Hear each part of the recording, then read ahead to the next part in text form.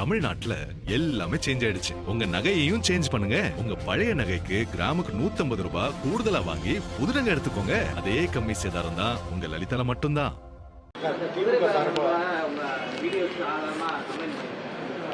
நீங்க தாவேக்கானுக்கு முன்னாடி போயிட்டு வந்து ஒரு பேட்டி கொடுத்தீங்க. அந்த பேட்டி சாட்சியை வச்சு இல்லை அது அவங்க தவறாக புரிஞ்சுக்கிட்டாங்க. நாங்கள் மகாபலிபுரத்தில் போய் கட்சியில் இணைஞ்சப்போ பேட்டி கொடுத்தோம். தாவேக்கால இருந்தெல்லாம் யாரும் எங்களெல்லாம் கட்சிக்கு வான்லாம் கூப்பிடல. அதிமுகவுடைய தலைமை மீது ஏற்பட்ட அதிருப்தியின் காரணமாக சட்டமன்ற உறுப்பினர்கள், முன்னாள் அமைச்சர், முன்னாள் எம்எல்ஏ மற்றும் மாவட்ட அளவிலான நிர்வாகிகள்லாம் நிறைய பேர் கொத்து கொத்தா போய் தாவேக்கால சேர்ந்தாங்க. கரூர்லையுமே நிர்வாகிகள் கூட இருக்கக்கூடிய நிர்வாகிகள்லாம் தாவேக்காவுக்கு போகலான்னு சொல்லி எங்கிட்ட என்னை வற்புறுத்தினாங்க, எங்கள் கட்சி நிர்வாகிகள்.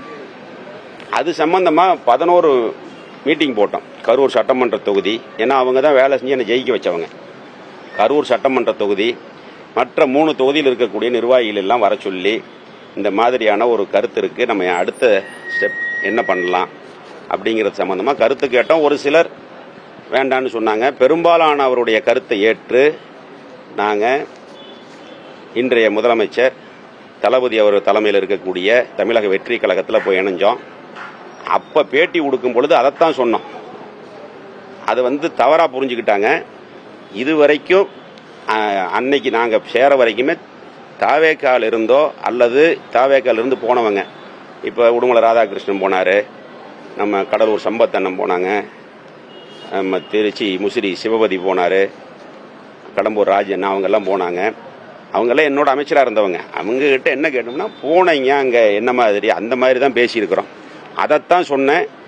நம்மளுடைய நிர்வாகிகளுடைய எண்ணம் அதுவாக இருந்தது. அதனால தான் இன்றைக்கி நிறைய நிர்வாகிகள், ஒன்றிய செயலாளர், நகர செயலாளர், பகுதி செயலாளர்கள் என்னோட இந்த தாவேக்கால இணைஞ்சிருக்கிறாங்க. அவங்க சொன்ன கருத்தை தான் சொன்னேன். அதை தவறுதலாக பத்திரிகைகளும் தொலைக்காட்சிகளும் சொல்கிறாங்க. அதை வச்சு ஏதோ இன்னைக்கு பேப்பரில் போட்டிருக்கிறாங்க, பார்த்தேன் நான். அது சி விஜயபாஸ்கர்னு போட்டிருக்காங்க. அதில் அந்த மாதிரியான ஒரு எந்த நிகழ்வும் நடக்கலை. நீங்கள் நான் பேட்டி கொடுத்ததுக்கு அப்புறம் இருக்கிறத பார்க்கணும். நான் அந்த பேட்டிக்கு அப்புறம் சொல்லியிருப்பேன், அதுலேயே சொல்லியிருக்கிறேன். நிர்வாகிகளுடைய கருத்தை கேட்டு மிகுந்த ஒரு அமைதியாக பல கட்ட யோசனைகளுக்கு பிறகு யாருடைய அழுத்தமும் இல்லாமல் நானாக எடுத்த முடிவு. நானும் என்னோட இருக்கக்கூடிய நிர்வாகிகளும் சேர்ந்து எடுத்த முடிவு தான் ஒழிஞ்சு தாவேக்காவிலையோ அல்லது தாவேக்காவில் போய் சேர்ந்து எங்களுடைய முன்னாள் அமைச்சர்கள், சட்டமன்ற உறுப்பினர்களுடைய நிர்பந்தத்தாலேயோ நான் தாவேக்காவுக்கு செல்லவில்லை. என்னுடைய சுயமான முடிவு.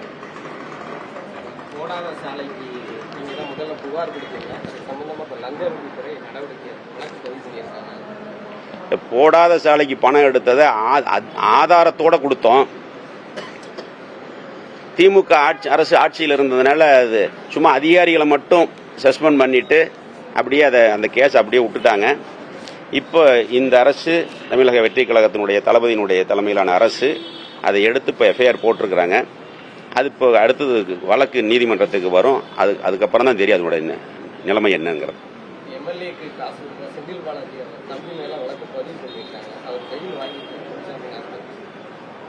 அது கோர்ட்டில் முன்ஜாமீன் கொடுத்துருக்குறாங்க. நமக்கு நீதிமன்றம் கொடுக்குற முன்ஜாமீனுக்கு நம்ம கருத்து சொல்ல முடியாது. அதுவும் வழக்கு நீதிமன்றத்தில் இருக்குது. விசாரிச்சாங்கன்னா தான் தெரியும் விசாரணை.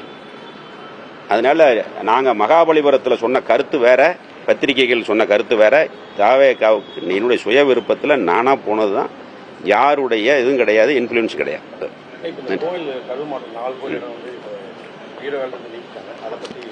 இல்லை, கோயில் நிலம், இனாம் நில பிரச்சனைங்கிறது நான் அமைச்சராக இருந்த காலத்திலேயே அது சம்பந்தமான முயற்சிகள் எடுத்தோம். கோயில் நிலம்ங்கிறது வேறு, இனாம் நிலம் அப்படிங்கிறது வேறு. கோயில் பேர்லேயே இருக்கிறது கோயில் நிலம். அது யாரும் ஒன்றும் பண்ண முடியாது. இனாம் நிலம்ங்கிறது இனாம் ஒழிப்பு சட்டத்தில் 1963 காமராஜர் ஆட்சி காலத்தில் 3 கேட்டகரியாக பிரித்து கொடுத்தாங்க.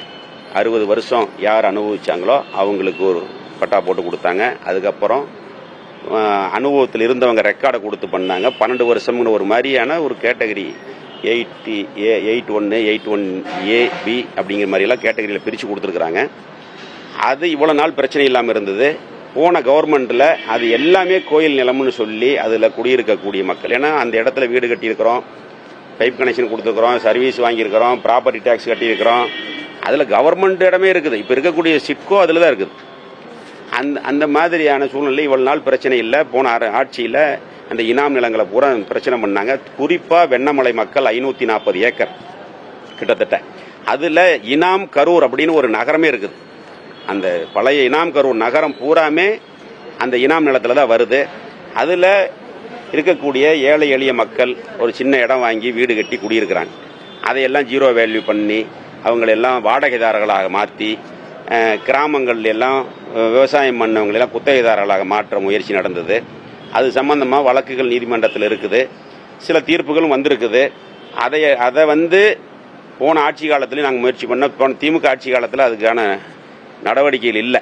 அந்த நிலத்தையெல்லாம் மீட்கிறோங்கிற பேரில் சொந்த நாட்டிலேயே அந்த மக்களை பல லட்சக்கணக்கான மக்களை அகதிகளாக்கக்கூடிய ஒரு நிலைமை இருந்தது. இப்போ நாங்கள் முதலமைச்சர்கிட்ட கோரிக்கை வச்சிருக்கிறோம், அது ஒரு குழு போட்டு, இது கரூருக்கு மட்டுமான பிரச்சனை இல்லை, ஸ்டேட் லெவல் பிரச்சனை. இது கரூரில் தான் ரொம்ப பிரச்சனை, ஒருத்தர் கேஸ் போட்டதுனால. அதனால யாருக்கும் பாதிப்பு இல்லாமல் மக்கள் பாதிக்கப்படாத வகையில், மக்கள்ங்கிறது யார்? அரசாங்கம்ங்கிறது தான், மக்கள் தான் அரசாங்கம். அந்த மக்களுக்கு பாதிப்பு இல்லாத வகையில் ஒரு குழு அமைச்சு அது சட்ட ரீதியான ஒரு நிரந்தரமான ஒரு முடிவு ஏற்படுத்தப்பட வேண்டும்னு சொல்லி மாண்புமிகு முதலமைச்சர்கிட்ட கோரிக்கை வச்சிருக்கிறோம். அது சம்பந்தமாக ஒரு நல்ல முடிவு எடுப்பார். இப்போ ஒரு சில நம்பர்களுக்கு மட்டும் இந்த ஜீரோ வேல்யூ பண்ண வேணாம்னு சொல்லியிருக்கிறாங்க.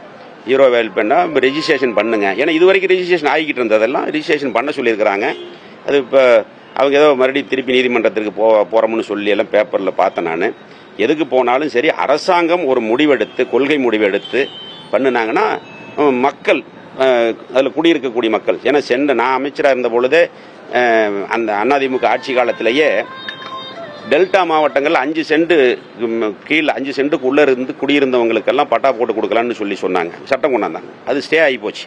ஏன்னா அந்த டெல்டா மாவட்டங்களில் இருக்கக்கூடிய பல கிராமங்கள் பூராமே இனாம் நிலங்களாகவே இருக்குது. அதில் குடியிருக்கிற மக்கள் இபி சர்வீஸ் வாங்க முடியாமல பல சிரமங்களுக்கு ஆளாகி இருக்கிறாங்க. இதையெல்லாம் ஒரு குழு அமைச்சு ஒரு நிரந்தர தீர்வு காண வேண்டும் என்று தமிழக முதலமைச்சர் இடத்துல கோரிக்கை வச்சிருக்கிறோம். கண்டிப்பாக அதை செஞ்சு கொடுப்பான்னு நினைக்கிறேன். தமிழ்நாட்டுல எல்லாமே சேஞ்ச் ஆயிடுச்சு. உங்க நகையையும் சேஞ்ச் பண்ணுங்க. உங்க பழைய நகைக்கு கிராமுக்கு 150 ரூபாய் கூடுதலா வாங்கி புது நகை எடுத்துக்கோங்க. அதே கம்மி சேதாரம் தான் உங்க லலிதால மட்டும்தான்.